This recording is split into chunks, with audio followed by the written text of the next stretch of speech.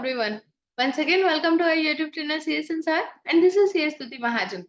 तो आज के सेशन में हम डिस्कस करेंगे 5 हाई वैल्यू ट्रांजैक्शंस जिनके ऊपर इनकम टैक्स डिपार्टमेंट की नजर रहती है. Let's see.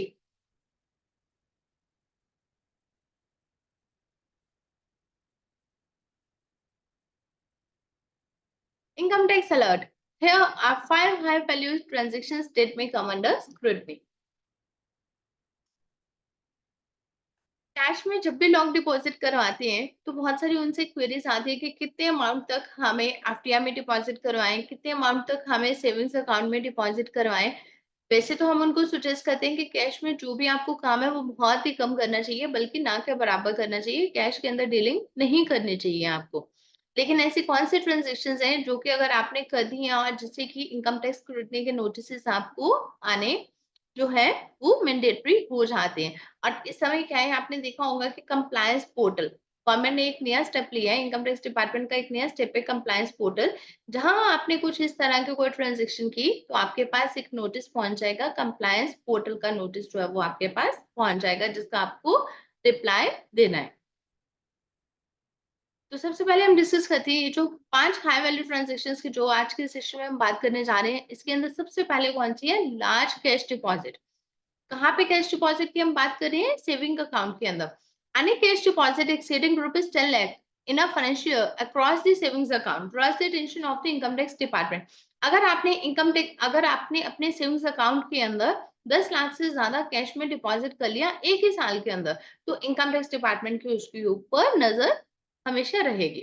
Even if the deposits are spread across multiple accounts. अगर आपने अपने मल्टीपल अकाउंट्स में भी कर दिया, ठीक है. सेविंग अकाउंट ऐसा नहीं है, एक पैन के साथ लिंक्ड सेविंग अकाउंट के अंदर अगर आपने कर दिया, ये जरूरी नहीं कि आप कहो कि एक सेविंग में मैंने 2 लाख कर दिया कैश में डिपॉजिट और एक सेविंग अकाउंट के अंदर 8 लाख कर दिया. लेकिन अगर वो सेम पर्सन के हैं तो वो पैन के साथ लिंक्ड रहेंगे. दैट मीन्स अगर आपने 10 लाख से ऊपर कर दिया तो उस केस में आपके पास नोटिस आने के चांसेस जो है वो बढ़ जाते हैं. So even if the deposits are spread across multiple accounts, the cumulative amount beyond the threshold triggers scrutiny. तो क्यूमुलेट करके आपने अलग अलग सेविंग अकाउंट ओपन करके उसमें अगर कैश डिपॉजिट कर दिया तो क्यूमुलेटिव अमाउंट जो है वो कंसीडर किया जाएगा. अब नेक्स्ट है fixed deposit. Surpassing the 10 lakh limit in FDRs within a financial prompt inquiries regarding the source of funds.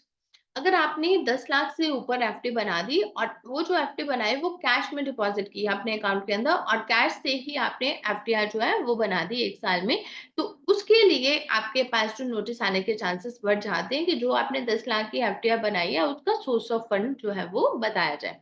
Aligning with efforts to prevent the tax evasion, कि आपने कोई टैक्स को इवेड करने के लिए ये काम किया है. If you deposit over the ₹10 lakh in FDRs, the tax department may inquire about the source of the money if needed. तो आपके पास चांसेस आने के जो नोटिस आने के चांसेस है वो इंक्रीज हो जाते हैं. अब नेक्स्ट पॉइंट है, हम डिस्कस करते हैं इन्वेस्टमेंट इन सिक्योरिटीज.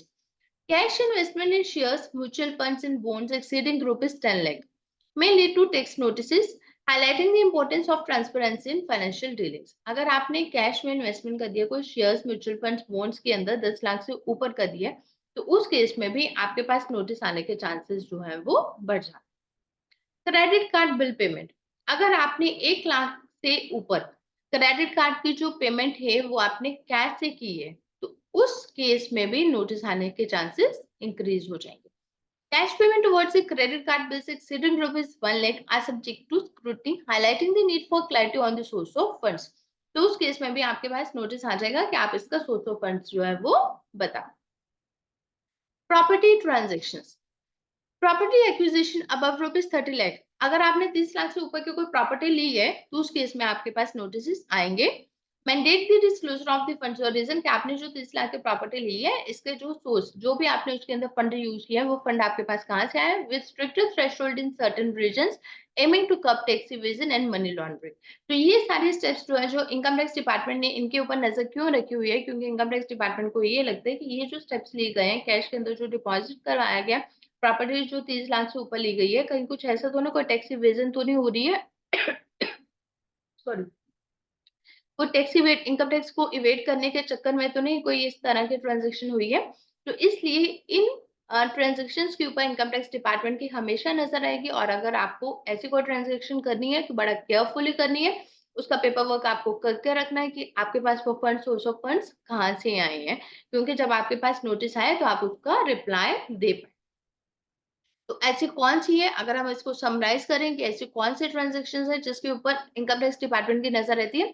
अगर आपने अपने सेविंग्स अकाउंट के अंदर 10 लाख से ज्यादा कैश डिपॉजिट किया, फर्स्ट एफडीआर अगर 10 लाख से ऊपर बनाई है कैश के थ्रू, अगर आपने अपनी इन्वेस्टमेंट की है किसके अंदर, म्यूचुअल फंड, सिक्योरिटीज, बॉन्ड्स के अंदर 10 लाख से ऊपर इन्वेस्टमेंट की है, वो भी कैश के अंदर।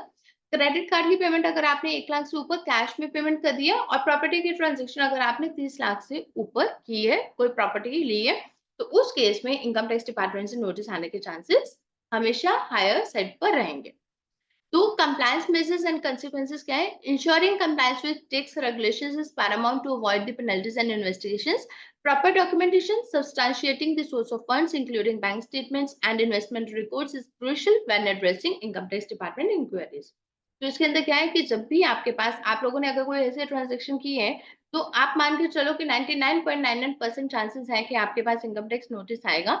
इनकम टैक्स नोटिस आएगा जिसका आपको रिवर्ट करना है, और इनकम टैक्स नोटिस का रिवर्ट करने के लिए या फिर इनकम टैक्स डिपार्टमेंट से अगर कोई क्वेरी आती है, तो उसके लिए आपको अपने बैंक स्टेटमेंट, जो भी आपने इन्वेस्टमेंट के प्रूफ्स हैं, वो सब आपको अपने पास रिटेन करके रखना। और अगर आपकी कोई भी क्वेरी हो तो आप हमें 1 to 1 भी पूछ सकते हैं। So this is all for the day. Thank you for watching this video. Please subscribe to our YouTube channel CS Ansar. Thank you.